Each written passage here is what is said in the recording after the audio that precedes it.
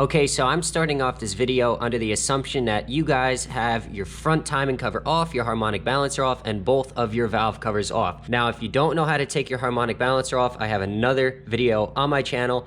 I'll put it somewhere on the screen. You guys can click on that and I go step by step how to get your harmonic balancer off. It's very easy. Now, first and foremost, what you guys need to do is you need to get your engine to top dead center.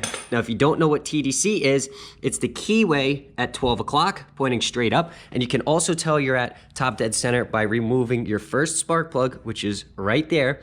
Stick a screwdriver down in, and the piston should be all the way at the top. Now, as far as the camshafts go, you can see right here that the slot is parallel with your valve cover surface. That slot there, parallel.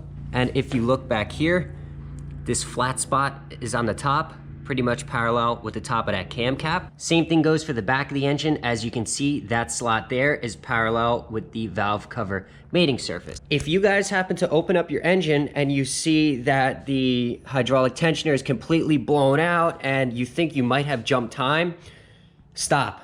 Before you do anything else, do a leak down test on the engine. It will tell you the condition of the internals, whether or not you have a bent valve or you have air leaking past the rings. Now, if you have a bent valve, then unfortunately you're gonna have to take your cam off, you're gonna have to take the head off, and you're gonna have the heads sent out to do a valve job. Also, I just wanna make a quick note before I start the video. On 4x4 models, you can see that right there, that is your balance shaft. And you can see the little chain going right to the crank, that's your balance shaft chain. I get asked all the time in the comments, should I keep the balance shaft? Should I delete it? And it does not matter. I've seen 4x4 engines without the balance shaft. You can delete the chain, it'll have no harmful consequences whatsoever. The first thing you guys are gonna wanna do is you're gonna wanna take a pair of vice grips, simply put it around the cam lobe, have the one edge of the vice grips sitting up against the mating surface of the valve cover, and you are going to want to clamp down, just like so. That way we can ensure the cam does not move either direction.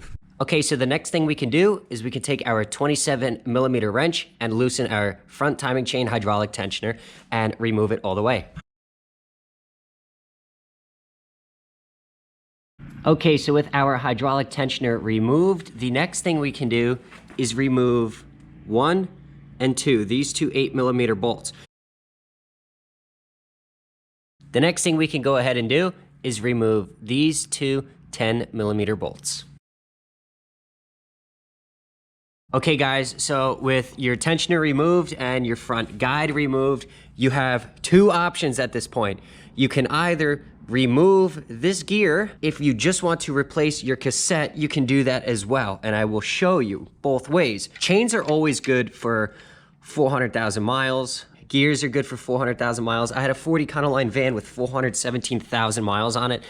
Original timing chains, no problems whatsoever. So your chains are gonna last, and even though they stretch with your new guide pieces and your new hydraulic tensioners, it'll take up that slack that is in the chain. So you can get away with only replacing the cassette like I did in the back on my other video. So I'm gonna show you how you can do a workaround to get just this cassette out and only replace this cassette. If you guys look closely, right back there is a 10mm bolt that holds your front cassette in place. We can actually get a little wrench behind there, get that bolt loose and out. We will undo our top T30 Torx bolt for the top of the cassette. We'll undo our 19mm, and then once we slip the chain and sprocket off the cam, we can actually get the cassette up and out. So I will demonstrate real quick how I can get this 10mm wrench back there like so, and then I can simply crack it loose.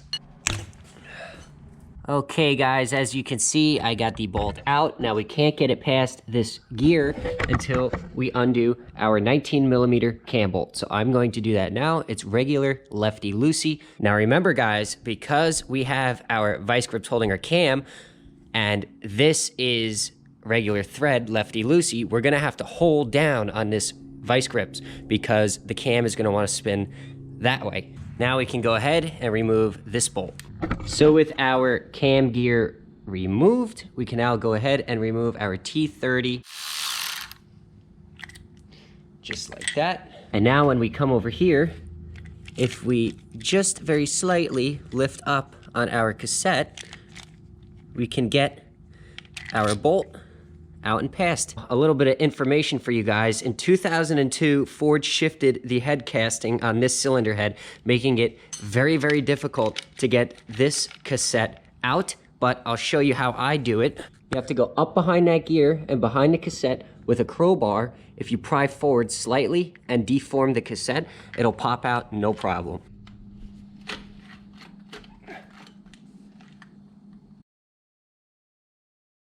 So with our old cassette out, we can go ahead and get our new piece. Here is our new cassette. And like I mentioned earlier, this process is for the people who want to reuse the existing chain, which there's no problem in doing that. But if you want to put a new chain in, I'm going to leave the timestamp below. Just go to this part of the video. What we can go ahead and do is get our chain in between our cassette, start fishing our cassette down into our cylinder head. And now all we have to do is where the bushing is, we need to take a long screwdriver and gently tap. There we are. We are in.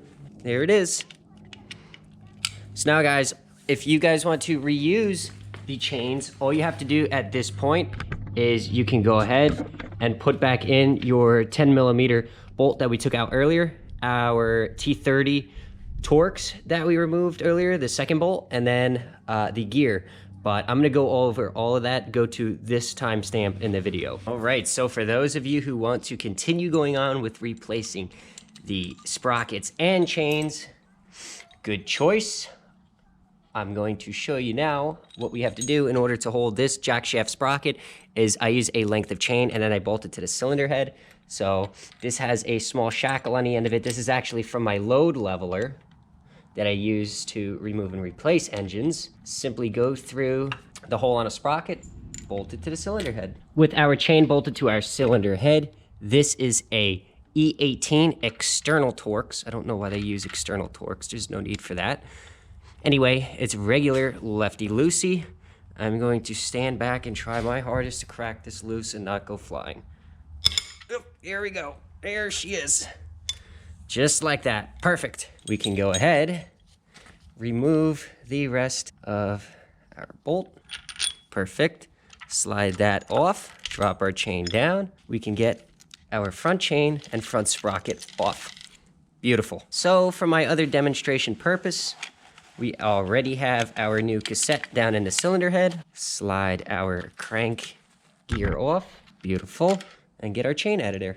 Now for those of you who do want to replace the balance shaft tensioner, last year I came up with a way to do so without removing the upper oil pan. If you look online, everybody says you have to do it with the upper oil pan off, but I did find a way. And now that is only under the condition that the little pin you see right where my fingernail is still intact. We can actually reuse that mounting pin to put our new single leaf tensioner and flop it down. I will play the video that I took last year right now. Here's how you get the new tensioner on. Okay, here's your tensioner. Let me get a light and I'll try to do this. That pin down there, right under the crank, you get this guide lined up. You kind of got to go to the side a little bit. Okay, right on like that, down. There you go. That's how you replace your tensioner assembly on the balance shaft without pulling the upper oil pan. Okay guys, so I hope that was of some help to you. Now in my case, like I said, you don't need the balance shaft, so I'm going to remove it. So right here we have these two 8mm bolts. Perfect, we can get our guide out of here. And now to remove the chain itself, we actually have to remove our keyway, which isn't a big deal. Now, some of you just may cut it here. Now that's fine, but it's gonna create a lot of metal shavings, so be sure to stuff down in the oil pan with rags or paper towels or have a vacuum cleaner going or something. But I don't wanna risk the chance of having shavings go down into my oil pan, so I'm going to show you how to remove this keyway. So in order to remove the keyway, what I do is I take a very thin flat screwdriver and I get it in between the gear and the snout. Now, of course, because the screwdriver is tapered, the further you hammer it in, the further it's going to pry up on the edge of the keyway. And I'll demonstrate for you.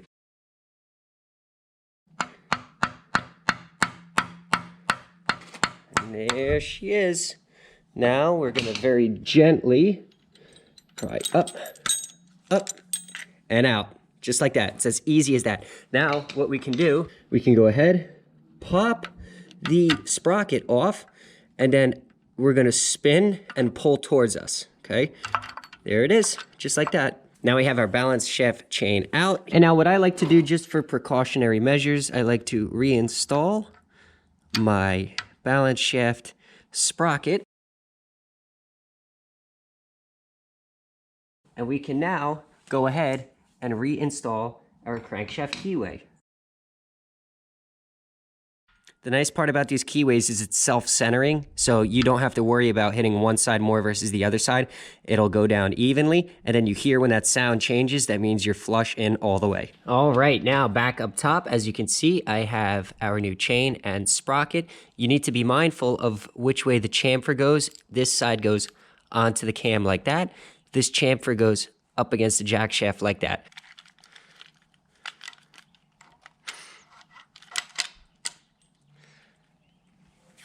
Okay, so with our chain, sprockets, and cassette in place, we can go ahead and reinstall our 10mm bolt. And included with my new timing set is a upper positioning bolt. We can go ahead and install that. We can go ahead and reinstall our 19mm cam bolt. Now with our 2 bolts tightened down and this hand tight, we can go ahead, take our new chain, lay it in the oil pan like so.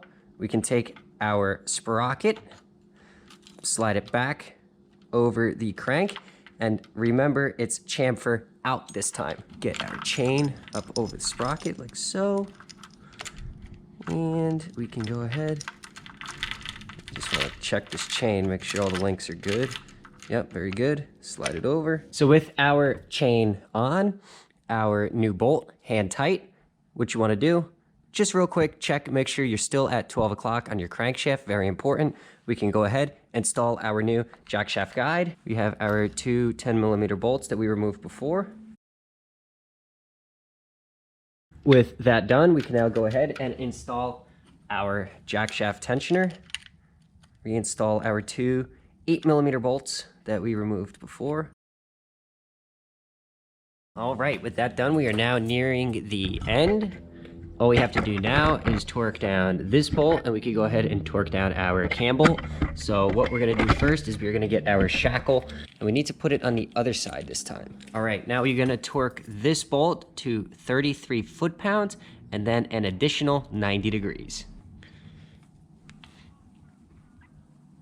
With that done, I can tell our crank moved a little bit, so I'm gonna put my socket back on it and I'm gonna turn it back to 12 o'clock. All right, everybody, now that our crank is still at 12 o'clock, our jack shaft bolt is torqued down, our new cassette in, our new chains and sprockets are in, we can go ahead and torque our cam bolt. We need to first install our front hydraulic timing chain tensioner.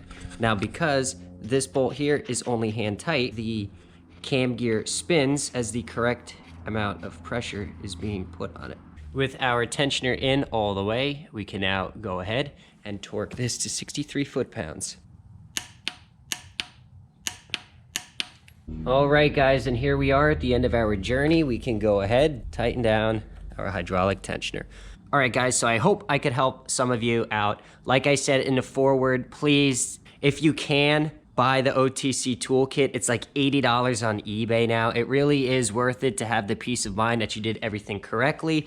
Now, this way it can be done, just like I did with the back in my other video. This is just how you do the front. Now that I'm done here, I'm gonna go over everything with the OTC kit, make sure it's all to spec. Listen, guys, if you make a mistake, you are gonna bend the valve. So I seriously recommend getting the OTC kit, because this is an interference engine. You do not play around with these things. If you feel as if you are not skilled enough to do a job like this, please don't take it on yourself. See if you could get a shop to do it.